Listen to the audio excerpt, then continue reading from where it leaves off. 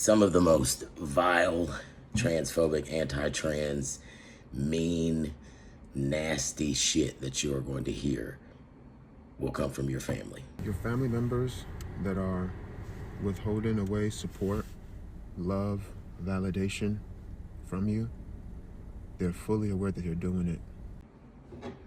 I mean, the worst jokes, the most underhanded comments, the most traumatic things to bring up or rehash are going to come from your family. And the worst part about it is they're going to expect you to take it with a smile, to take it lying down, not to say anything back, because how dare you? This is something that you're going to have to accept the moment that you make the decision to live authentically. You may lose every family member you have by way of that connection. Are they going to walk away? No, because then you become the family's punching bag. And they're enjoying it while they're doing it because they're aware that it matters to you.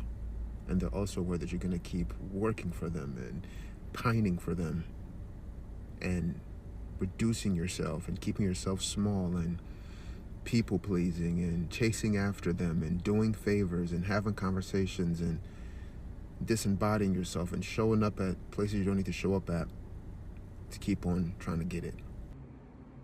Most of them are going to come around more, actually, just to engage in that nasty behavior with you, that underhanded behavior, or come around with that fake ass sympathy and fake love just so you can be their entertainment and they can carry a bone back to everybody else. It's, you know, they push this button, they get this reaction. They tell this person to call you, they get this reaction. They do this thing, you jump this way. It's cute. They find it cute. Why? We about to get into it. Fellas, we back. Stop. We on deck and we're talking about family. Fuck your family, live your life. And that's what it is. Because you only have one life. If you're going to be happy, if you're going to grow, if you're going to come out of arrested development, if you're going to come out of infantilization, if you're going to develop self-confidence, you have to let the people go from your life that are dragging you downward through physical and emotional abuse. And who has the most contact and the closest connection with you to do that? Your family. I learned once I let my family go, I could breathe and live my life. A lot of people go no contact with their family right now. It's a huge thing right now to go no contact. If anyone has reason to go no contact, it's someone who's being beat up on simply because you are who you are, and you're being beat up on by the people that know you better than anyone else, the people who passed on their values to you, the people that raised you. All of a sudden, the minute they find out one thing about you that shouldn't be that much of a surprise if they've been paying attention, now they don't know who you are. You've become this supervillain. You've become detestable, disgusting. You're a pariah. Well, let's talk about why. Why do they single you out? Because everybody needs somebody else to make them feel good. Nasty people, people that are insecure, people who are not authentic themselves, who are not living their life as who they really are. Those people need other people to single out, to pick on. Those people need people to actually point at because that finger doesn't go back at them. It's hard to look yourself in the mirror and say, this is who I am, this is my truth. And a lot of people do not do that. That's why, because it's easier to blend. A lot of people want validation. A lot of people do not want the truth. They want to be told exactly what they want to be told. They want to hear what they want to hear. A lot of men want to hear they're tough when a lot of them really aren't. A lot of people want to hear, yes, you're going to go out and fulfill your dreams, when a lot of people are really just average. Your family wants to hear that it's a phase, when they should accept, you know what, these changes are happening. This person is getting older and these things are not going away. We're going to have to figure out how to love you through this and learn you through this. That does not often happen in Black families. Black families in the LGBTQ, hell, the IA, everybody is villainized. We know what the first go-to is. And based on that go-to, people who are normally intelligent enough to know who you are because they took part in who you are, they took part in raising you, all of a sudden all their intelligence goes out the fucking window, and now they believe every myth, post, whatever that they've read, everything they've ever thought that has been disgusting, they now apply it to you. Even though they've known you better than anyone else.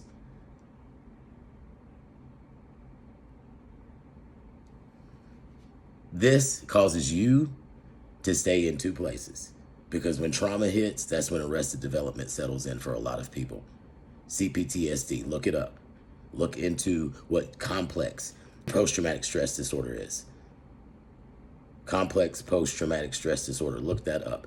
Once you look that up, you'll find out that you may be suffering from a little bit of CPTSD. It sets in right then, and that's when arrested development kicks in. You stay that age because they infantilize you. You now become someone they talk at. You're treated like you're less than because they feel like you're mentally ill. Why? Because you have a bunch of fucking dumb people online spouting the trans people are mentally ill. Mind you, most of these people aren't trans, and the ones that are trans that are spouting it are doing it for $1. So your family should listen to the person they're looking at rather than going outside of you. When the first thing that you're told, especially in a black family, is what goes on in this house stays in this house. You don't trust anything outside of here. But you're not given that same grace. Arrested development. You'll stay at that same age where trauma hit. Your mind will not grow because you won't develop the confidence to move forward. The confidence you're going to need to be the man that you are or the man you want to become. Hell, the confidence to do anything. You won't believe in yourself at all. Your family will make you feel like your life isn't even worth living. And no, you're not going to take yourself out, but that's even worse when you're walking around feeling like you're worthless with no purpose and you're getting it reinforced on a regular basis. That's an abusive relationship, and those never work out well for the abused. You're not going to recover from that and just bounce back. And there's only so much strength in the world that one person can have when you're battling everybody else. And especially when you're battling people that you love, that you have attachments to, that you've been taught it's awful to go against. They will never see you as normal. They're never going to see you as normal because then that means that they have to they equate you with them. Because they see something wrong with you, they're going to then say, okay, well, there must be something wrong with me too. I didn't raise you like this. I'm not like this. I don't know how you got like that. I don't want to have nothing to do with it. That's usually the attitude. We're not like this. This isn't how we are. Like you're not your own person. That's the infantilization of it. That's a narcissistic parent's way of keeping you small and attached to them. Paper clips. You're not your own person. You don't have your own mind. How do they do that? Usually through abuse that was conditioned whenever you first came out of being either L, B, or G. Before you got to the T, you've already been conditioned that your love is transactional, is conditional. It's based on whether or not I think you're good enough. You've already caught strays of harassment throughout that time. So by the time the T comes along, that's when the real anger sets in. It's because the anger sets in because their mindset goes from, okay, look, we let you do this shit. We accepted this shit. Now you gonna come with this?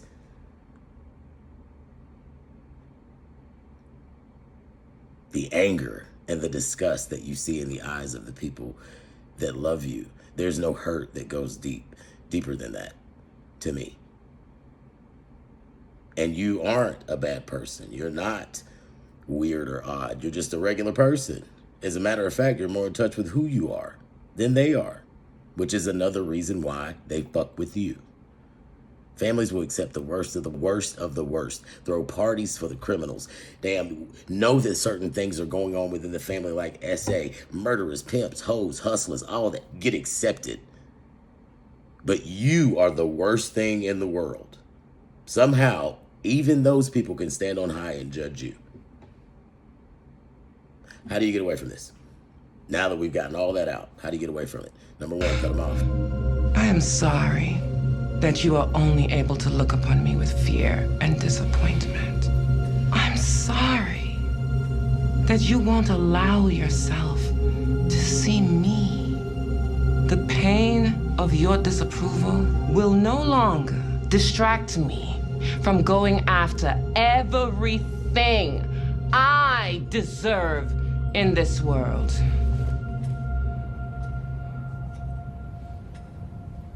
Goodbye, Tasha. You've got to learn. If you still live with them, then start developing your own life outside of home. Go places where you are accepted, you're validated. So when you go back in, you're armed up and you're ready. You already know what you're facing. Take care of your business and get out. Is it going to be easy? No. But is anything in life? And if you think anything in life is easier, it's going to come to you, you need to go ahead and wake up now, because that shit is not going to happen. The cutoff is the hardest part of the process because you have an unhealthy attachment through CPTSD. You're going to have to do the work. Nicole LaPerna has a book called Reparenting the Inner Child. Awesome book. How to Do the Work. Another awesome book. Her channels are awesome. Nicole LaPerna. Dr. Nicole LaPerna. Awesome work. But you're going to have to do the work to reparent yourself. You're going to have to validate that kid inside of you that's been beat up all this time, all these years by these people that are supposed to be the people that love you. They've already conditioned you to take shit from other people. So you're going to have to get rid of that. The only way you're going to be successful in life, just living, having a quality of life, is by you getting past that. Reparenting yourself, knowing how to calm your nervous system down, knowing how to take care of yourself. Without having someone else have to do that for you, without having to go online and get it. Because life doesn't happen that way, where you always have someone around that's going to take care of you. You are alone through this journey. Most of the time, you're more alone than you are crowded. And if you're crowded, 25% are watching for show, 25% don't like you, 25% don't want to be there, and 25% are on your team. You have no idea who they are. So you are essentially alone. Why do you cut them off? Why not? Think about it. If you sit around and think that somebody is really going to change and come around, and all of a sudden one day they're just going to say, you know what? We accept you. Please wake up. Please. You are going to, 20 years are going to pass you by, and a lot of horrible habits that you tried to self-soothe with are going to tear you apart. You see it every day in our community, all the way across. People self-soothing, self-medicating, fake gurus trying to help people, and they're falling for everybody's left and right and left, because they're still lost. You have to find yourself in order for you to be strong enough to get through this alone, because you're going to have to cut your family off. What's the benefits of cutting them off? Once you get through the pain of it, man, the benefit is living. There is no greater benefit than living. There is no greater benefit than being able to live your life. To walk with your head up, knowing that you do what you're supposed to do as a good citizen. You are living authentically as yourself. You don't have to answer to anyone. You don't violate anyone else. And you're not going to allow anyone to violate you. Being able to live. And when shit happens, being able to handle it. Because I don't talk to my mama. Why do I care about you? And that's real. When you get to that point, fuck the rest of the world. They don't matter. When you get to the point where the people that were supposed to be there through thick, thin, ugly, nasty, whatever, have turned their back on you for nothing except for being you. No one else matters. Their words bounce off. I'm rubber, you're glue. That type of shit. Get to the point where you take care of yourself, fellas. Put yourself first. You guys that are dropping in my inbox left and right, what do I do about my family? They're beating up on me. What do I do? What do I do? Go find people that love you. Go find people that validate you. Get off the app. Stop comparing yourself to other people and leave your family members to the side. Start learning what the guy you're looking at in the mirror likes. Get into that shit. Develop your own personality. Start to succeed at things. I decided a long time ago, if you're going to talk about me, You're going to put a long list of good shit behind whatever the fuck you say, and you will have no choice but to do that because the way I move. And that's the way you got to start moving. Let people dictate who you are, and that's exactly what the fuck they're going to do. And you're going to morph to everyone. Meanwhile, going nuts. Be you and stand firm on it. C'est la vie. That's life. You know what I'm saying? Fellas, I'll be back soon with another one. Take care.